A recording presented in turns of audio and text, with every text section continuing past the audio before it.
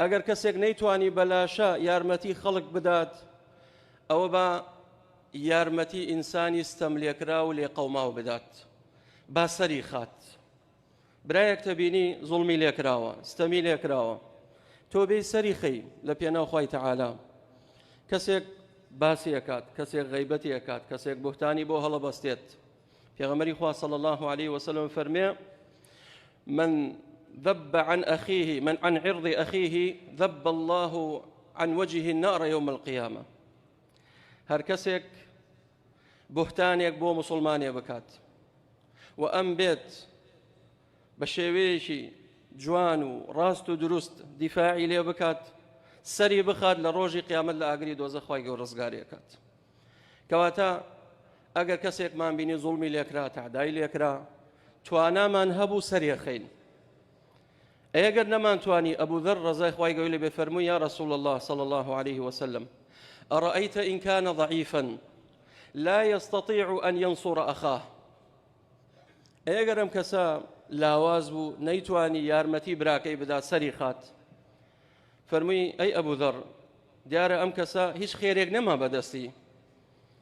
فەرمووی: فەلیەکوف ئەذاه عن الناس.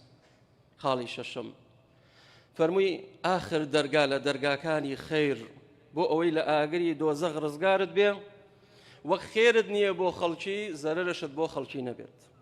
فەلیەکوف ئەذاه عن الناس. نە بە دەستت نە بە زمانت عەزێتی خەڵکی نەدەیت، چونکە هەر کەسێک عەزێتی خەڵکی بدات ئەوە خەلەل هەیە لە ئیسلامەتەکەی. المسلم من سلم المسلمون من لسانه ويده. مسلمانی ڕاستەقینە ئەو کەسەیەکەوە مسلمانان لە دەست و زمانی سەلامەتن، وەک خێرت نییە بۆ خەڵکی، خوا شەڕشمان با نەبێ بۆ خەڵک. بۆیە لە پیاوچاکان ئەیان فەرموو قەومانێکمان بینی هیچ عیبیان نەبوو، عیب و عاریان نەبوو، بەڵام باسی عیب و عاری خەڵکیان کرد. خوای گەورە عیب و عاری ئەوانشی بۆ خەڵک هەموو دەرخست. و خەڵکانێکمان بینی خۆیان عیب و عاریان هەبوو، بەڵام بێدەنگ بوون لە ئاستی عیب و عاری خەڵک. خوای پەروەردگار ئەو قەومەی ستر کرد.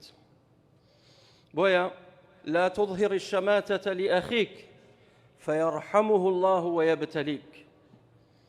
گاڵتە بە مسلمان مەکە کاتێک کەوتە ناو تاوانێکەوە، کاتێک کەوتە ناو هەڵەیەکەوە، چونکە دوای خوای پەروەردگار ڕەحم بەوەکە تۆ مبتەلاکە بەو تاوانە. ئەمە حەدیث و فەرموودەی پێغەمبەری خوایە صلی الله عليه وسلم. بۆیە بەڕاستی ئێمەی مسلمان دەبێ ئەم فەرمودانە ڕاستمان کاتەوە. ئەگەر ئەم فەرمودانە ڕاستمان نەکاتەوە کەواتە نیفاقمان تایە. يا معشر من آمن بلسانه ولم يدخل الإيمان قلبه. پێغەمبەری خوا صلی الله عليه وسلم فەرمێ: ئەو کەسانی کەوا ئیمانیان هێناوە بە زمانیان بەڵام ئیمان نەچۆتە دڵیان، واتە ئەو کەسە منافقە گەر حاڵی وابێت. لا تغتابوا المسلمين ولا تتبعوا عوراتهم. شوێن عیب و عاری مسلمان مەکەون تا نەوتەشەری لێ مەدەن، چونکە هەر کەسێک غەیبەتی مسلمان بکە، شوێن عیب و عاری بکەوێ، واللهی خوای پەروەردگار شوێن عیب و عاریەکەوێت لە ناو ماڵەکەی خۆشی بێ فەتحێکات.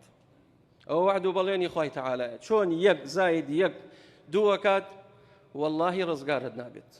کەواتە كف أذاك عن الناس. أبو ذر